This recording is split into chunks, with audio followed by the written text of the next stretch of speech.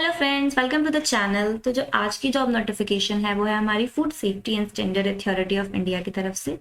इस वीडियो में हम डिस्कस करने वाले हैं application procedure like mode of application, application fees, selection procedure and education qualification. So stay tune and don't forget to subscribe the channel. So let's get started.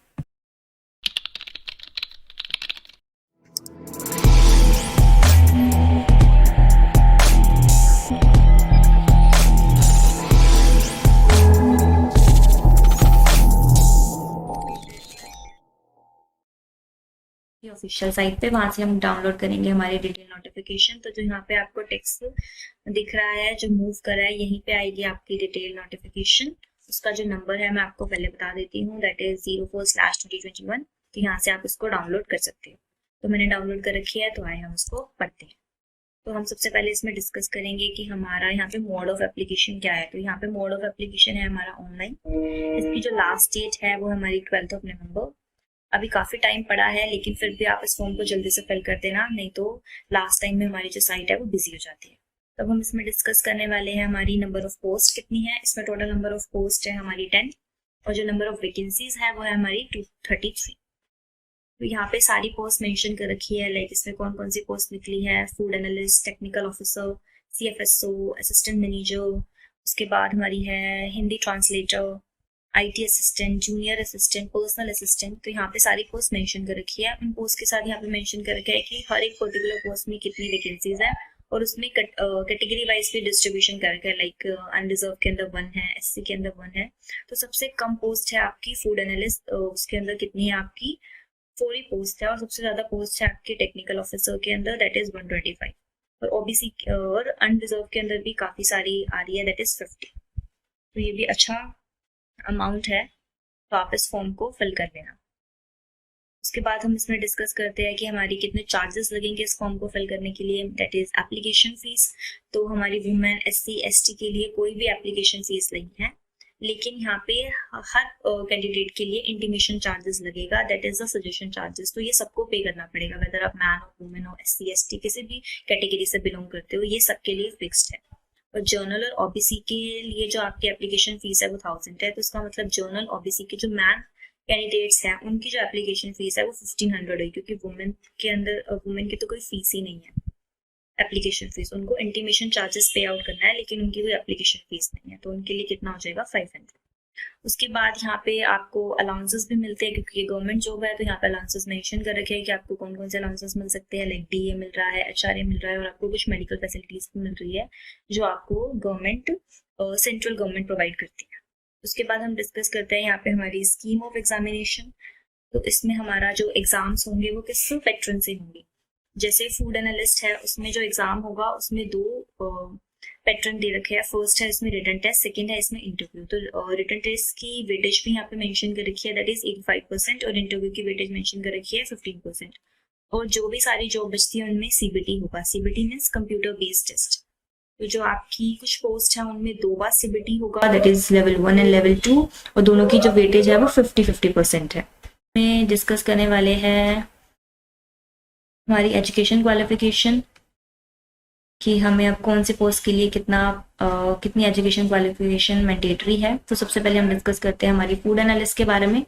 Food analyst में हमें चाहिए हमारी master degree होनी चाहिए, और उनमें जो subjects है वो यहाँ पे मेंशन कर रखे हैं, लाइक आपकी मास्टर डिग्री या तो केमिस्ट्री में हो, या बायोकेमिस्ट्री में हो, या माइक्रोबायोलॉजी में हो, या डेयरी केमिस्ट्री में हो, या फूड टेक्नोलॉजी, और भी यहाँ पे बहुत सारे मेंशन कर रखे हैं। प्लस इसमें आपको एटलीस्ट 3 ईयर का एक्सपीरियंस भी चाहिए, ठीक है। और ये तो आपकी होगी सारी मैंडेटरी चीजें। इसके बाद आपको डिजायरेबल में मेंशन कर रखा है, या तो आपका गेट क्वालिफाई हो या आपका CSR क्वालिफाई हो, तो आपको प्रेफरेंस दी जाएगी। उसके बाद आती है हमारी टेक्निकल ऑफिसर की जॉब। टेक्निकल ऑफिसर में भी आपको मास्टर डिग्री चाहिए, यहाँ पे भी वो सारे सब्जेक्ट मेंशन कर रखे हैं कि किस किस में चाहिए। उसके बाद या तो आपके पास PG डिप्लोमा होना चाहिए 1 साल का। अगर आपके पास PG डिप्लोमा है तो इसका मतलब आपने ग्रेजुएशन कर रखी होगी। तो आपने जो ग्रेजुएशन कर रखी है उसमें जो आपके सब्जेक्ट्स होने चाहिए वो इनमें से कोई ना कोई होना चाहिए। तो आप यहाँ से अपना सब्जेक्ट्स रीड आउट कर सकते हैं। या आपके पास BE होनी चाहिए या BTech होनी चाहिए, यहाँ पे भी आपको सब्जेक्ट मेंशन कर रखा है।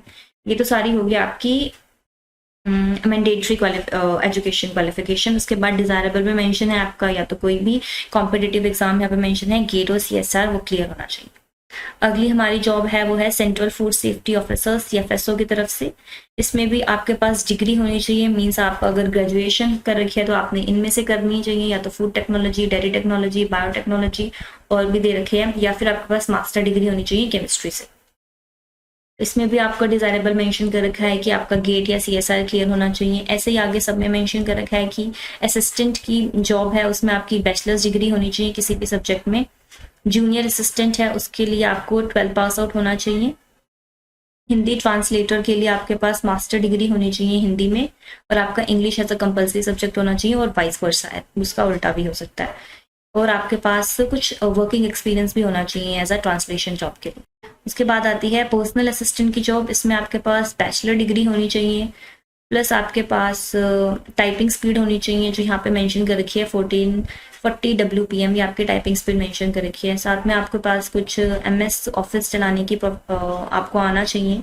प्लस इसमें डिजायरेबल भी मेंशन कर रखा है कि आपके पास डिप्लोमा या सर्टिफिकेट होना चाहिए ऑफिस मैनेजमेंट में, अगर होगा तो आपको प्रेफरेंस दी जाएगी। नेक्स्ट जॉब आपकी है असिस्टेंट मैनेजर की। उसमें भी आपको क्या रखा है कि आपके पास BTech या MTech होनी चाहिए कंप्यूटर साइंस में, और कोई भी इंजीनियरिंग डिसिप्लिन में, या आपके पास MCA होगी वो भी चलेगा, या आपके पास बैचलर्स डिग्री है वो भी चलेगी, या और आपके पास 5 ईयर का एक्सपीरियंस भी होना चाहिए।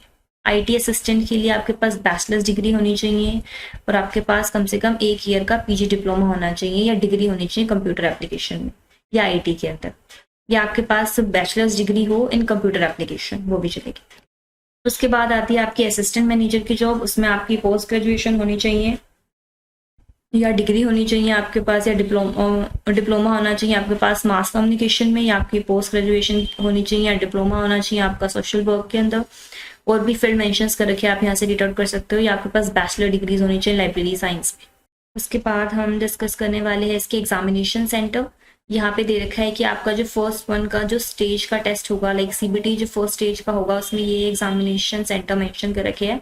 जो भी आपके नियर बाय सेंटर है आप उसको यहाँ से फिल आउट कर सकते हैं। और ऐसे CBT2 स्टेज के लिए भी यहाँ पे मेंशन कर रखे हैं एग्जामिनेशन सेंटर, जो भी आपके नियर बाय आप उसको यहाँ पे मेंशन कर सकते हो। और आपको हर पोस्ट के लिए सबमिट टेस्ट है, तो आपको सिलेबस की भी रिक्वायरमेंट होगी, तो जो सिलेबस है वो आपको इस साइट पे मेंशन होगा, तो आप वहां से जाके चेकआउट कर सकते हैं। ओके अगर आप फिर भी फॉर्म फिल कर रहे हो और आपको फिर भी कोई क्वेरीज आ रही है तो you can comment down your queries in the comment section. Till then thank you so much for watching.